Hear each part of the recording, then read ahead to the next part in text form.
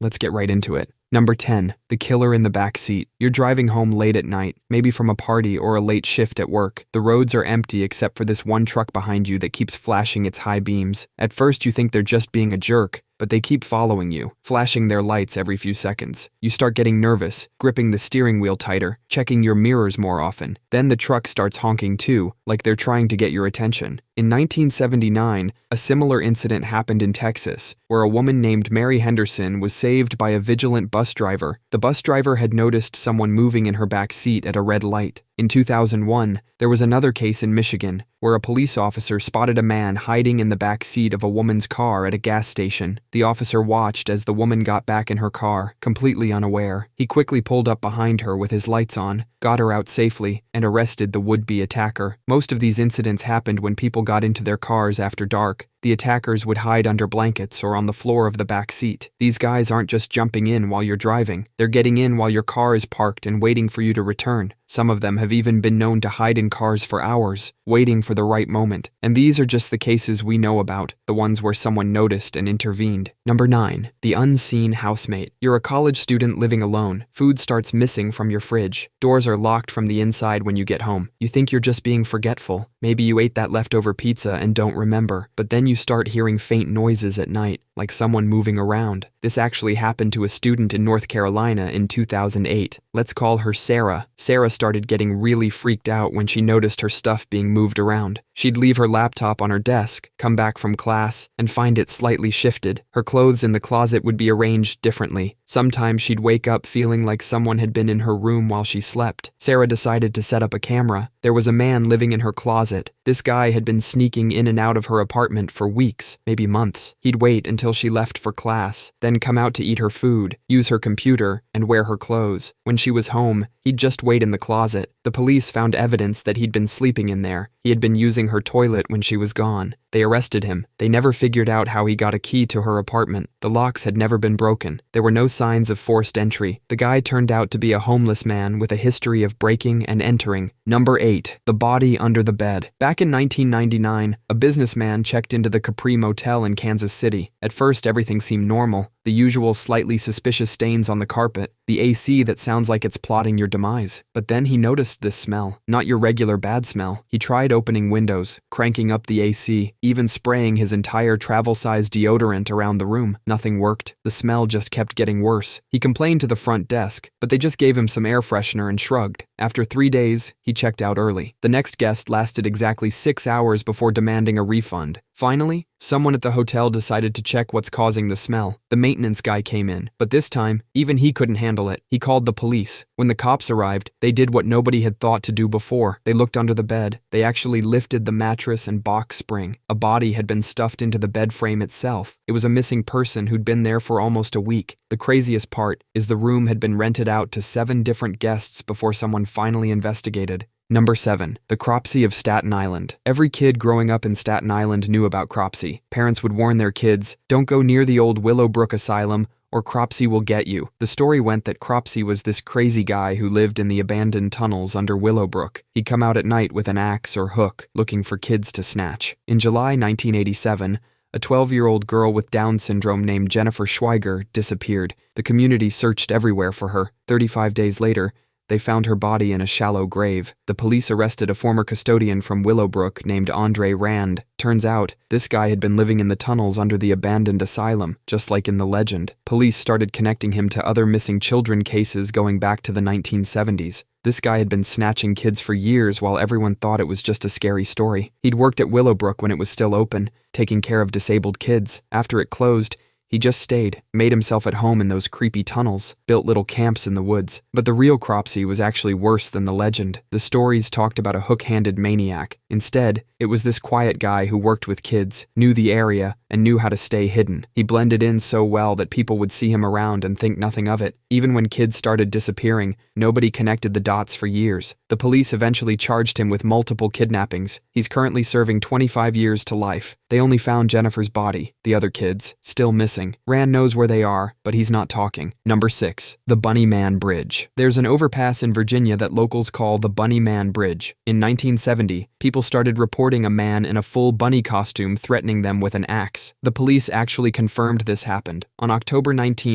1970, Air Force Academy cadet Robert Bennett and his fiancée were sitting in their car near the bridge. A guy in a white bunny suit appeared out of nowhere. He started yelling at them about trespassing and threw a hatchet through their car window. The police thought it was just some Halloween prank gone wrong, but 10 days later, it happened again. A construction security guard named Paul Phillips spotted the bunny man standing on the porch of an unfinished house. He was chopping away at one of the posts with his hatchet. When Phillips approached him, the guy in the bunny suit started swinging the hatchet, screaming about trespassers. The police launched a full investigation. They interviewed over 50 people and found multiple witnesses, but they never caught him. Some people say he was an escaped mental patient. Others think he was a local who really hated trespassers. The police reports are still there. You can look them up in the Fairfax County Police Archives. Today, people still get creeped out driving under the bridge at night. Some say if you stop your car on the bridge at midnight, the bunny man will appear. Number 5. The Green Man. You are driving down a dark country road in western Pennsylvania in the 1950s. Your headlights catch a figure walking slowly along the road. As you get closer, the person has no face, just smooth, scarred skin where features should be, and their skin has a weird greenish glow in your headlights. This is the legendary Green Man, also called Charlie No Face. For decades, teenagers drove these back roads at night hoping to spot him. Most thought he was just a creepy campfire story. The Green Man was absolutely real. His actual name was Raymond Robinson. Back in 1919, when Ray was just 8 years old, he climbed an electrical pole on a dare. He got zapped by a power line carrying 22,000 volts. The accident destroyed his face, took both his eyes, and one arm. The doctors said he wouldn't survive. Ray lived to be 74 years old. Since he was completely blind, Ray couldn't work normal jobs. He learned to make wallets and belts by hand, which he'd sell to support himself. Ray knew his appearance scared people during the day, so he started taking long walks at night when fewer people would see him. He'd walk along State Route 351, using his cane to feel the road's edge. He could tell when cars were coming by the sound and vibration. Local police knew all about Ray and would often check on him during his walks. They said he was one of the kindest souls you'd ever meet. People who actually stopped to talk to Ray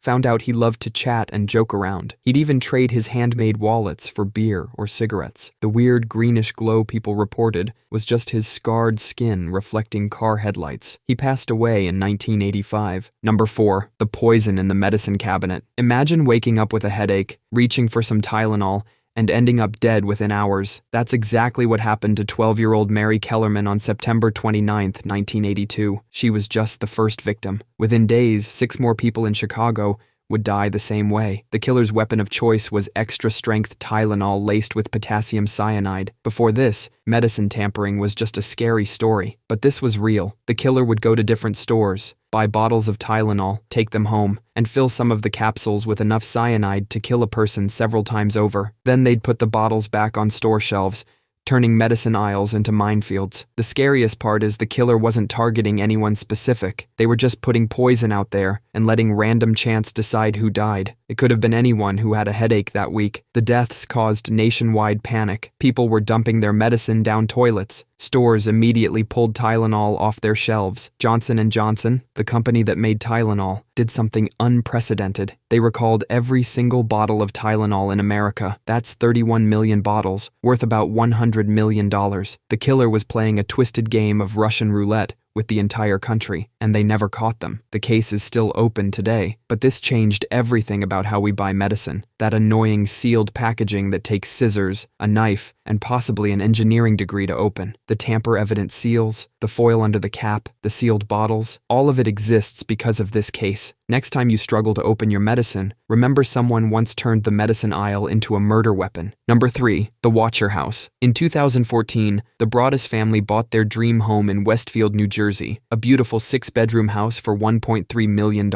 Before they could even move in, the letters started arriving. Dear Dear new owner, the first one reads, do you know the history of the house? Do you know what lies within the walls? I've been watching 657 Boulevard for decades. The mysterious writer called themselves The Watcher. They claimed their grandfather had watched the house in the 1920s. Their father had watched it in the 1960s. And now, they were the current watcher. The letters got creepier with each delivery. The watcher asked about the Broadus children. Have they found what's in the walls yet? I am pleased to know your names now, and the name of the young blood you have brought to me. Someone was watching their kids. Someone who knew their names. Someone who could see them playing. The police investigation revealed this wasn't just some teenager's prank. The previous owners had received a similar letter just days before moving out, but they hadn't mentioned it to the Broadus family. The watcher knew details about the house's interior, things they couldn't know without either being inside or watching very closely. They mentioned specific windows and rooms. They even knew about renovation plans the family had only discussed privately. The Broadus family never moved in. They tried to sell the house, but no one wanted to buy a house with a stalker. They ended up renting it out for years before finally selling it in 2019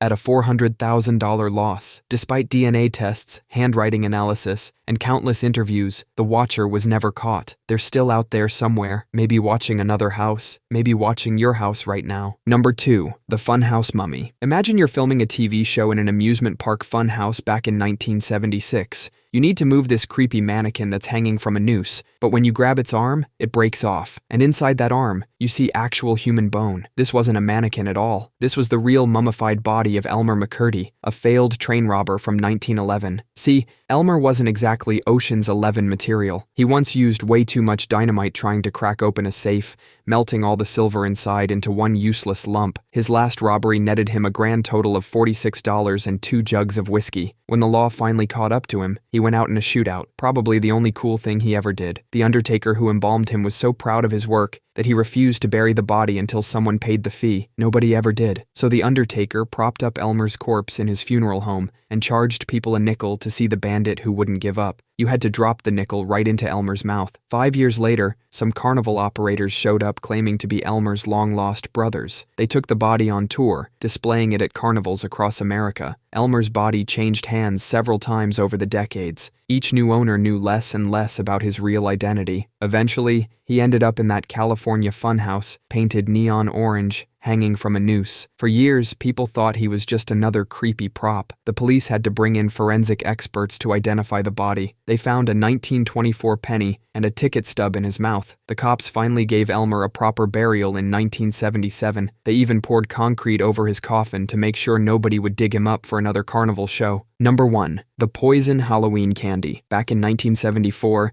an 8-year-old boy named Timothy O'Brien was super excited about Halloween. He went trick-or-treating with his dad, Ronald, his sister, and a neighbor kid in Pasadena, Texas. When they got home, Timothy couldn't wait to try his candy. He picked out a Pixie Stix, those long paper straws filled with flavored sugar. His dad helped him open it since it was stapled shut. Timothy complained that the powder tasted bitter, but his dad told him to wash it down with Kool-Aid. Within an hour, Timothy was violently ill. He died on the way to the hospital from cyanide poisoning. The police investigation revealed that Timothy's own father, Ronald O'Brien, had put the cyanide in the candy. This wasn't some random psycho-poisoning Halloween candy. It was a father killing his own son. He did this for money. O'Brien had taken out life insurance policies on both his kids totaling $40,000. He was deep in debt and thought this was his way out. He even gave poisoned Pixie Stix to 4 other kids to make it look random. Thankfully, none of the other kids ate their candy. The police found that O'Brien had been asking around about buying cyanide. He worked at an optical company where they used cyanide to clean contact lenses. The cops started calling him the Candy Man, not exactly the kind of nickname you want. O'Brien was found guilty and executed by lethal injection in 1984. That's all for today. I'll be making similar videos in the future. Subscribe to see them.